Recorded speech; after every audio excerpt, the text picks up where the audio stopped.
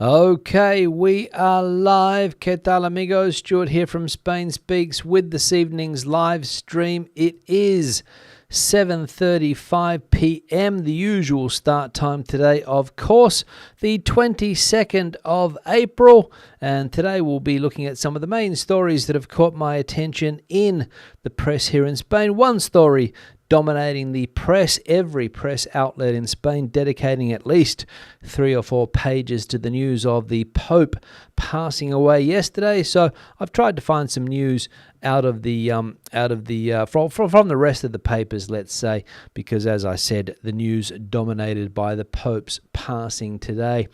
Now, we'll get straight into it. We'll have a look at some comments that have been left on the channel in recent times too, and we'll also go into the chat section, check out what is bubbling away in the chat section towards the second half of the live stream today. Now, the first piece of news, and Prime Minister Pedro Sánchez has backflipped on defence spending, and as we can see here, he has announced today that the government will spend 10.47 billion euros to boost defence to reach NATO's 2% GDP target in 2025. In a surprising shift, Spanish Prime Minister Pedro Sánchez has announced an additional 10.47 billion euros in defence and security spending for 2025, ensuring that Spain meets NATO's targets of allocating 2% of its GDP to defence 5 years earlier than originally planned. This decision marks a major reversal for Sanchez, who once viewed the Defence Ministry as dispensable. However, changing geopolitical realities, ongoing wars, the threat posed by Russia, and pressure from NATO and the EU have made increased military investment, a priority. In total, Spain will spend 33.1 billion euros this year on defence and security. The urgency was reinforced in a recent meeting between Sanchez and NATO Secretary General Mark Rutte, who stressed the need to invest more now. Initially, Spain had pledged to reach the 2% goal by 2029, but growing international pressure has accelerated the timeline, reflecting shifting global alliances and heightened security concerns.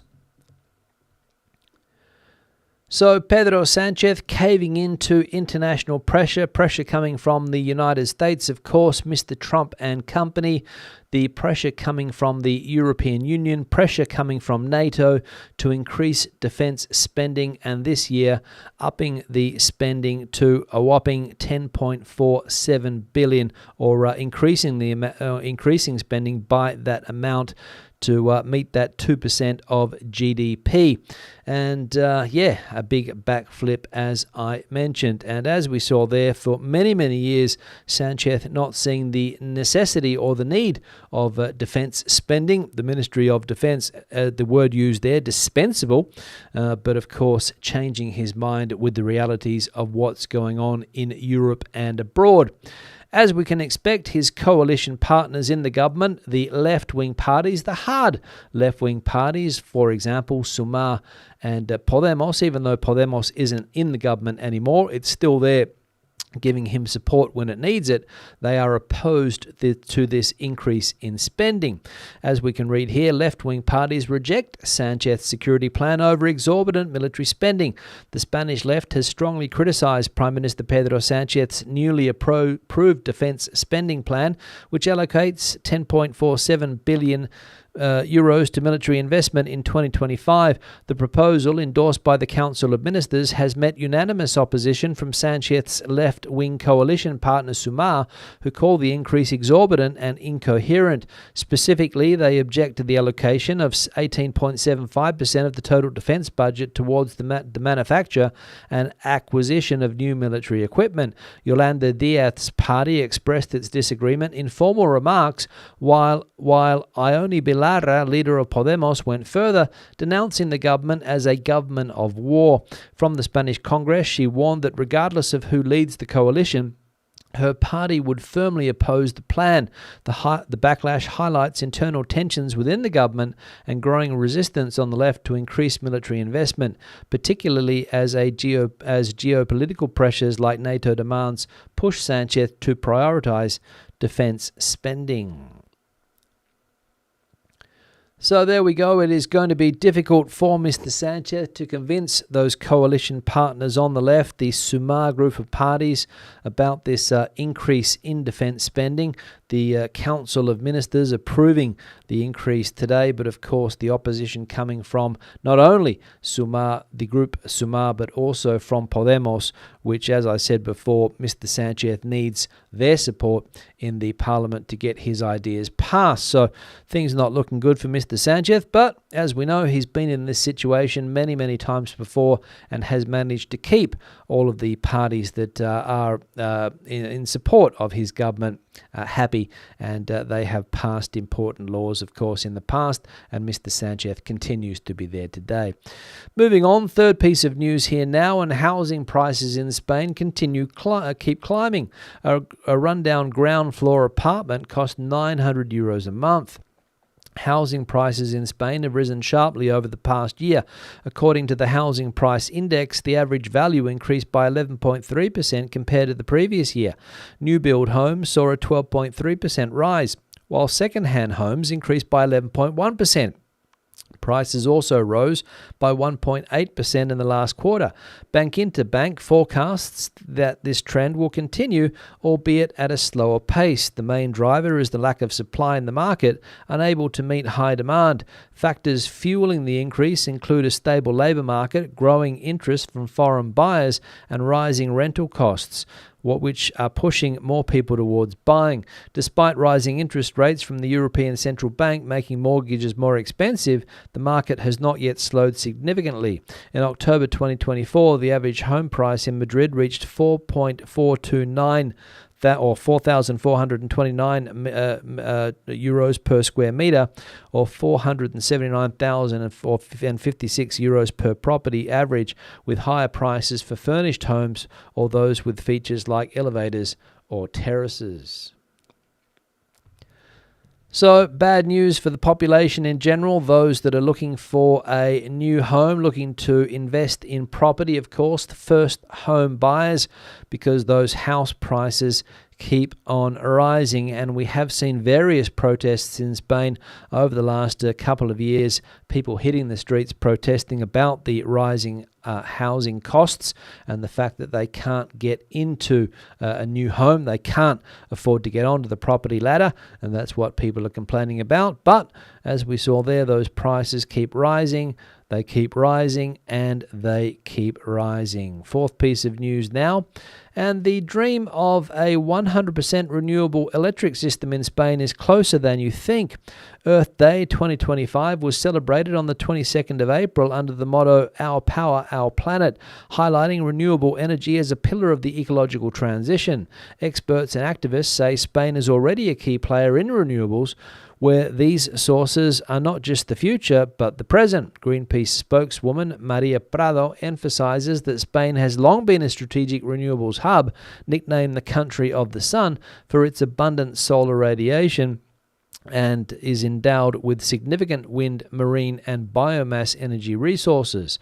Spain has even achieved 100% renewable energy for brief periods, a few hours on the 16th of April 2025 and 9 hours on the 16th of May 2023, according to data from Red Eléctrica de España, the national grid operator.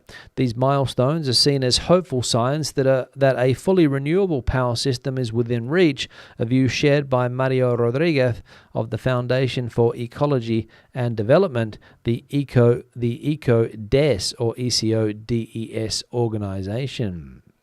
So there we go, the dream of a 100% renewable electric system in Spain, closer than we can imagine. And as we saw there 2 times over the last few years, one even recently, Spain's electricity was 100% renewable. And according to those people there, just around the corner or closer than we think. So Spain is going green. It's taken a while. As we know, there have been some obstacles in the way. The country of sun, obviously that is the case with the rest of Europe not getting much sun. Spain is the country of sun, but they haven't always had such a positive outlook towards solar energy. And anyone who's been living here for a while will know what I am talking about. Now we're going to go into the comment section. Let's have a look at some comments that have been left on the channel in recent times. We had a sneak peek of one a minute ago there from Sean. It's about time the Spanish started protesting for better working conditions and wages. It's been long overdue. Thanks, Sean. Well, as we know, a lot of people here in Spain protest. They protest about different things. The anti-tourism movement, which is protesting about the saturated tourism model that Spain has. The housing crisis has seen protests in recent times. Every time there is a right-wing government here in Spain, we get general strikes that try to paralyze the country. So people do like to take to the streets. The opposition parties have called people to the streets in recent times to protest government measures, and no doubt we will get some anti-defense spending protests in coming months, I imagine, if the left-wing parties get their way. But the workers on the island of Tenerife have been protesting for better wages, better working conditions, and some people would agree with Sean that perhaps it is long overdue. And it is a fact that wages here in Spain have been stagnant for a long, long time now, and that is one of the main problems that the population is facing, especially people in lower-end paid jobs. Another one here from Julia. Hi, Stuart. Hotel workers world over are very poorly paid, yet they work longer hours more than anyone else. They should be treated fairly. Thanks, Julia. I agree with that statement there, or those words that Julia's put down in the comment section. Hotel workers should be paid more. I think historically it has been a low-paid job, obviously because of the skills involved. I imagine I'm just imagining that is one of the reasons why it has been a low-paid job. Obviously, you pick up skills on the job, but maybe to work in a hotel. Some of the jobs that are done are not considered all that highly skilled, therefore the low wages. But of course, the hotel owners, we know, are getting richer and richer as the days go by, especially here in Spain, in the Canary Islands, for example. So people working in the hotels asking for more than 4% rise. I think 4% is what the hotels were willing to agree to pay them, but they wanted more. So I'm not sure what the final result of this will be, whether it's 5, 6, 7%, or whether they want more. But as I said, lots of people would agree that hotel workers deserve more. One here from Frank Lloyd. This is the way. Workers should demand better pay from businesses that cater to tourism instead of blaming the tourists. Everyone should benefit, not just the businessmen. Thanks, Frank. Yep. I've often said this too, that people should be protesting against the businesses, the hotel owners. Finally, that's being done, rather than these protests that are targeting tourists, people that are coming to places like the Canary Islands, or they're going to the Balearic Islands, trying to enjoy a day at the beach, and having people interrupt their nice day at the beach with chanting slogans and holding up signs saying "Tourists go home." I imagine it's low-hanging fruit. That's the reason. Tourists are probably easy targets. That's why they are targeted by these protest groups. But they should target the real source of the problem here, the people that are getting rich, the fat cats that own the hotels. That would be the idea. And thanks, Frank, for your comment. One here from Janette. Hi, Stuart. Is there any way you could find out exactly where that photo was taken in Malaga, please?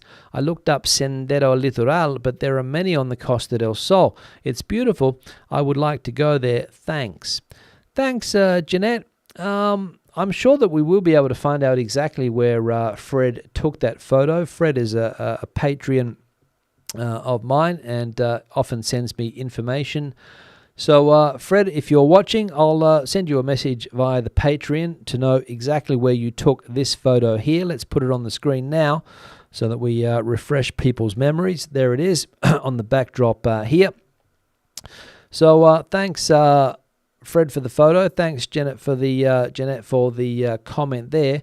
And if anybody knows exactly whereabouts in Malaga this is, I think Fred said it was the eastern side of Malaga, so I presume Torre del Mar maybe, or Rincón de la Victoria, or one of those places there on the east side of Malaga. So if anybody knows, and Fred, if you're watching, let us know exactly where this photo was taken, please. Thank you very much. And also to Janette for the comment there. Yeah, there we go. Thanks, Janette, for the comment there. Another comment here from Joanne. In my opinion, the best value in the Valencia region is the almuerzo, served before noon. But I'm surprised that you couldn't find a menu under 15 euros. But I would have just spent the extra few euros on the food instead of time. After all, time is money. But thanks for the peek into Utiel before the Dana. Hopefully the area has recovered. Thanks, Joanne, for the comment there. To be honest, I'm not sure if Utiel has recovered fully from the damage caused by the Dana back in late October the 29th. I think I went there, as I mentioned in that video yesterday. I was there on the 10th of October, so 19 days before those floods came, or the rain came pouring down in that vicinity, flooding the town of Utiel, and 6 people losing their lives and 300 homes destroyed and various roads destroyed and public property and all of those things. Don't know if it's back to normal or not. I imagine that they're still cleaning it up because there was a lot of mud. Mud was the big problem that a lot of those towns that were hit by the Dana are still having to deal with today, because once mud gets into the drainage system, goes down the drains and becomes hard, very, very difficult to move. So I imagine that they're having to redo a lot of the infrastructure in places like Utiel. When it comes to the restaurant, it wasn't the price. I mean, you guys have probably seen some of the restaurant videos that I've done. I'm willing to pay more money, but it has to be a decent experience for 15 euros, because I know that in Madrid I can get a decent experience for 12, 13 euros, and you go to a town like that, through lack of competition, through lack of different places to eat, they try to charge you 15, 16 euros, which in my opinion is just not on.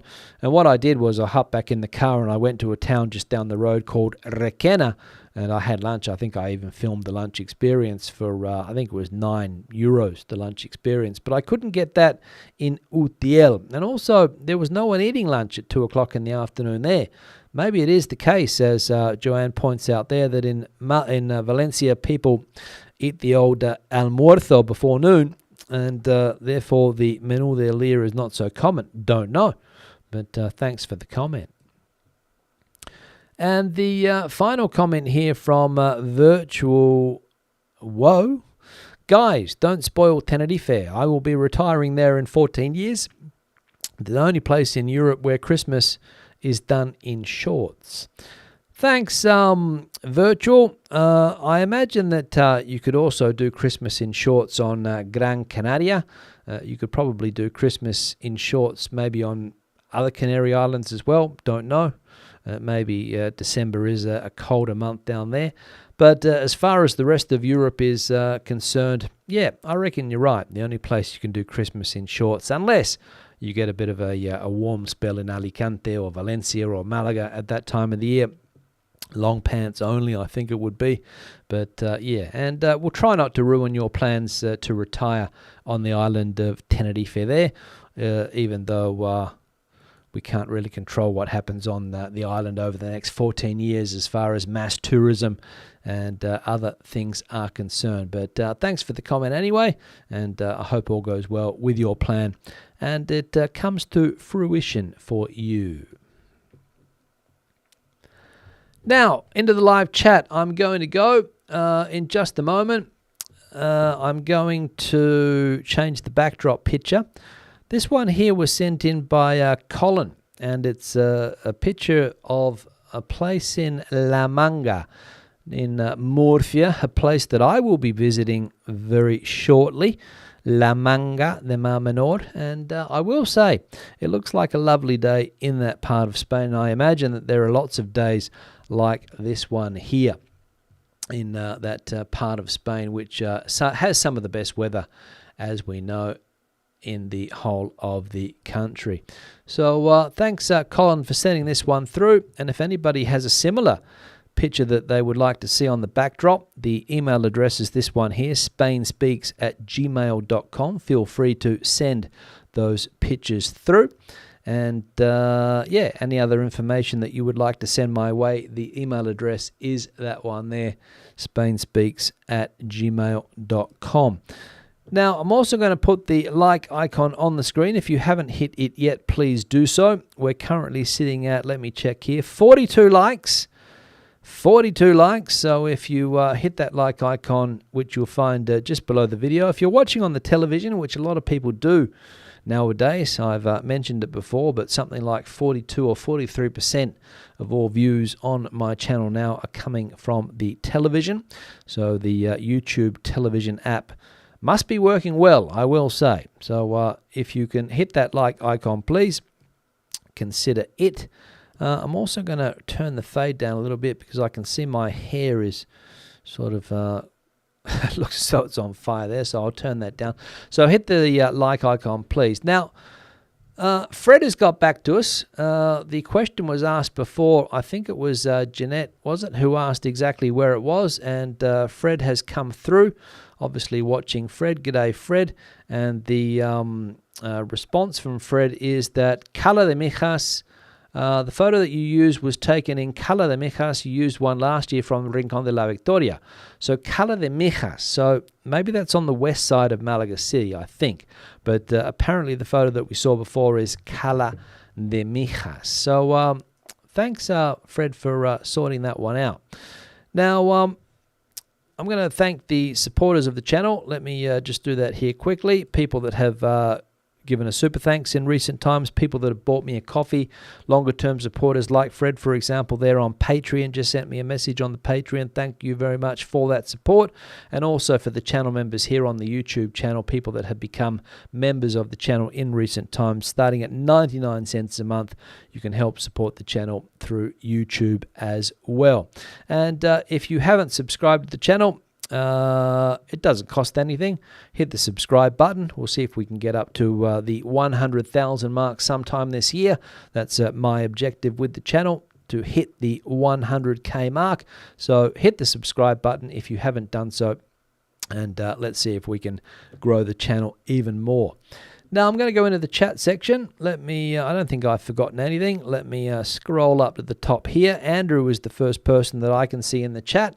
Good evening, Stuart and all. Hope you are well and enjoyed the long weekend from chilly but bright London southeast. Thanks, Andrew, for that. I did enjoy my Easter holiday.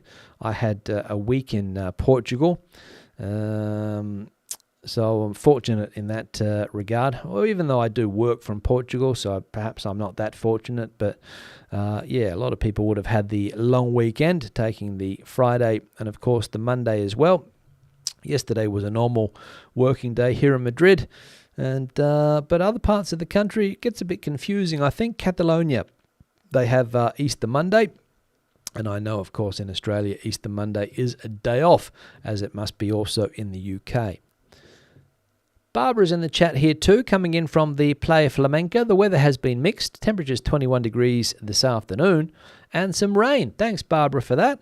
Yes, I imagine that the weather from now on, once we get over this recent rain, I think the rest of the week, at least here in Madrid, is for fine weather, and even looking into next week as well, fine weather, I think. So hopefully we've got over this rain, which has been very persistent over the last few months, at least here where I am in the centre. Valued member Terry, coming in from Los Gallardos in Almeria. Hope everyone had a good Easter weekend wherever you are. I went into Torre to see the Semana Santa processions.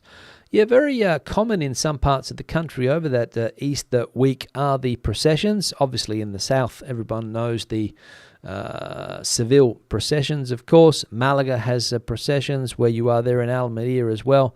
In the north of Spain, there's also processions, but a different vibe going on in the north of the country. It's a lot more solemn, a lot quieter, whereas in the south it seems to be more of a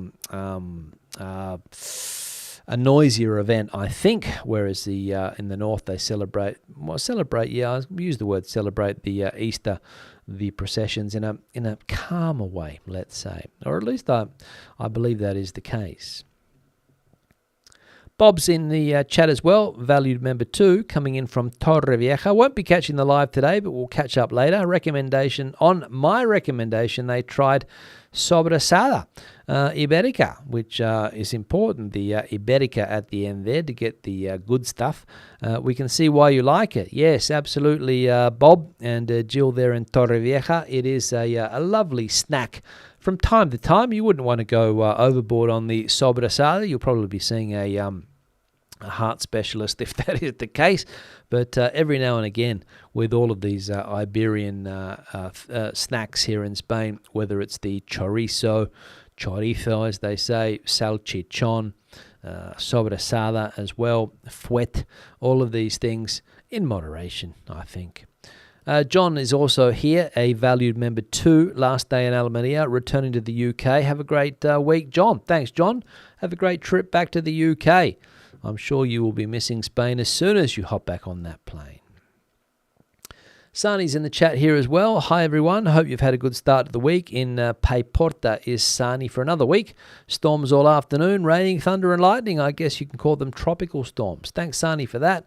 Yes, the rainy season, of course, in Paiporta, which is, of course, the ground zero for the Dana last year, Paiporta.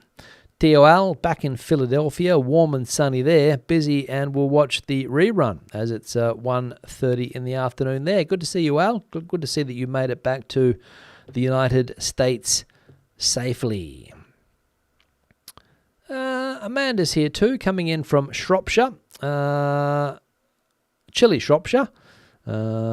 She's on the Vino Blanco, says Amanda. Stephen's in the chat too, coming in from warm and sunny North London. Again, a couple of words that you don't often see in the same sentence. Warm and sunny North London. Thanks, Stephen. Tora Verde. Hello, everyone. Working and listening in the garden. Good to see you. Brad's in the chat here too. Hola a todos. Good to see you, Brad. Rustam is in the chat. Hi, Stu. Weather is nice here in Houston, Texas. Defense spending went up because our orange guy went crazy with all his policies. That was the one of the first things that he, Mr. Trump, I think you're referring to there, went on about with the defense spending, of course, picking up from where he left off the last time he was in power, demanding that European countries spend more. But of course, obviously the conditions have changed now, and Spain, or Mr. Sanchez, sees no way out other than to spend more money. 10.75, I think, billion euros was the exact figure. So a lot of money, and yes, the left of centre parties, or further left than Mr. Sanchez and company, not happy. Not happy. Gigi's in the chat, coming in from a warm and sunny Arizona. Surprise, Arizona. Good to see you, Gigi. We'll be back in Spain soon, of course, with the Camino de Santiago. I saw a news item about the Camino yesterday, and all of the Americans that are doing it nowadays. I think 40,000 Americans did the Camino last year, so the figures keep rising. Very, very popular thing is the Camino de Santiago. Janet's in the chat. Hello from Oxford. Good to see you, Janet, again. Fluttergirl's in the chat, coming in from a sunny Toronto. Thanks for showing other news. I'm sad that we lost such a good Pope, in Fluttergirl's opinion. I don't really have an opinion on the Pope, to be honest. I'm not Catholic, so I don't really know if popes are good or popes are bad. I'm not really into the system that the Catholic Church has set up there. Obviously, you when you live in Spain, you are aware that it exists, but I lived virtually my youth without having much knowledge of the Catholic religion or the Catholic Church. But I can understand for Catholics, it is a sad day today, and that's why I said the Spanish news has been dominated by that ever since it broke yesterday morning, I think. Adders in the chat here too. From Santander, he's coming in from they're coming in from after cycling with the push bike from Huelva. That's a bit of a hike, I will say, from the south to the north of the country. Tomorrow on the ferry back to Portsmouth. Interesting trip, cycling all that way. Mike is coming in from Vermilion, Canada. Enjoy the show for 5 years. Haven't aged a bit. Probably the lighting, Mike. I can tweak the lighting, put a filter on, so I keep my youthful appearance. But believe me, I'm feeling older. I saw some videos that I did way back when I first started the channel. And yeah, there's a difference. Invisible Hand here saying that what the Spanish need to do is build modern workers' unions that train their members to a high standard and are organised. Well, controversial topic. I wouldn't say that too loudly there, Invisible Hand, because the unions that currently exist, the two main unions, the CCOO union and the UGT union, would like to think that they're cutting-edge unions, at least they would like to think that. I don't know whether they could be classified as that or not, because again, I'm not really a union member, being self-employed. But yeah, every time there is a right-wing government, whenever there's a left-wing government, you won't see any strikes, not at a national level. Maybe in certain sectors they'll call a strike, but these general strikes that cripple the country or try to cripple the country, you'll only ever see them when there's a Partido Popular government in power. Or at least that's been my experience over the years. I could be wrong. In the last 20 so years that I've been here, I think that's only been the case. Terry asking the question here, is there any update on the Gibraltar Brexit agreement? I believe there was a big conference recently. I haven't seen anything, Terry. Honestly speaking, the news has been, certain news has been dominating the press in recent times. There might have been something, but it wasn't a standout article. Otherwise, I would have shown it on the channel. Something could have happened, but with all that's been going on regarding the economy, tariffs, trade, defense spending, NATO, this, that, the other, yeah, haven't really heard much about Gibraltar. But anyway, I'll look into it. What else? Let's have a look here. Visible Hand saying that if your business is tourism and you are an isolated island, it's your national resource. There should be a fund from taxes that goes directly to tourism workers, pension funds, etc. In the perfect world, that would be the case, Invisible Hand, but unfortunately, we don't live in the perfect world, so that is not the case. Some countries have, I know that I think Norway has set up a system where everyone benefits from mining, for example, creating a common wealth fund. Australia is a mining country. They haven't done anything like that at all. So it could have been done, but they chose a different route. And when it comes to tourism here, yeah, it could be an idea, but another thing is for it to happen, because we know the business lobbies probably wouldn't like it. Dave, Stu, and Todos question, how many bulls killed per year in Spain during bullfights? To be honest, Dave, I've got no idea. But all I know is that the big bullfights that maybe you see in Madrid, or maybe you see in Seville during the fair week down there, or in other parts of the country, are minimal compared to the amount of bullfights that go on in every town virtually in Castilla y León, Castilla-La Mancha, Extremadura, and many other parts of the country. So to put an exact figure on it, I don't know, but maybe you can enlighten us. Brian's in the chat here, soon to be in Madrid, I think, Brian. Coming in from a mild Calpe. The sun is staying with us longer and longer into the night. Sun sets at 10 p.m. when summer gets here. Exactly, Brian. Get used to that. I don't think it's your case, but people with small children will know that when the sun goes down at 10 o'clock, it's not easy to get kids off to bed. Darren, hi Stu, hope you're doing well, or hope you are well. Sanchez increases defence spending. Maybe he could buy one of the Royal Navy aircraft carriers that maybe are being mothballed next year. well, could be an option if he's got some spare cash. I think the idea is to invest the money in armament companies to build weapons. I think that's the idea, Darren. But maybe if he knows that the aircraft carrier is on for sale, they might pick it up. I don't know whether Spain has any aircraft carriers or not. I don't know whether they'd have many, if they have any at all.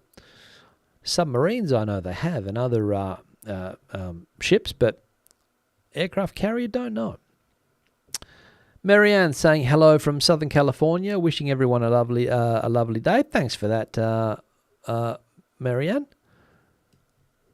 Stephen saying Spain was the lowest minimum contributor to NATO, hence the increase.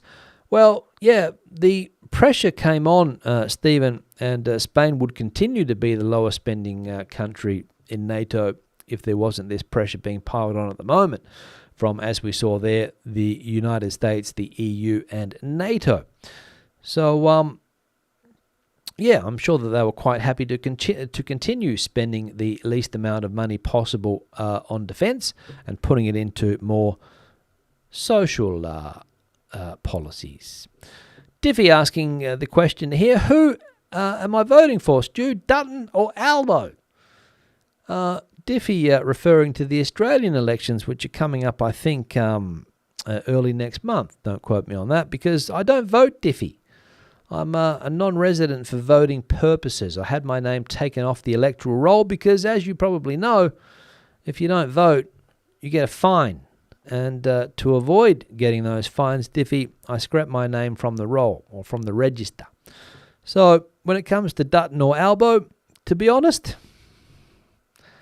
I mean, any one of those, either of those candidates, I mean, are we being serious here? Dutton or Albo, is that the choice? Anthony Albanese. Mick coming in from Liverpool. Any more restaurant reviews coming up? Yes, Mick, there will be some more. I just have to go to the restaurants in order to get them. Not always easy to do, considering the other things that I have to do. But, yeah, there's some food reviews coming up, some more restaurant reviews. Don't worry about that. It's going to be a common element of the channel going forward.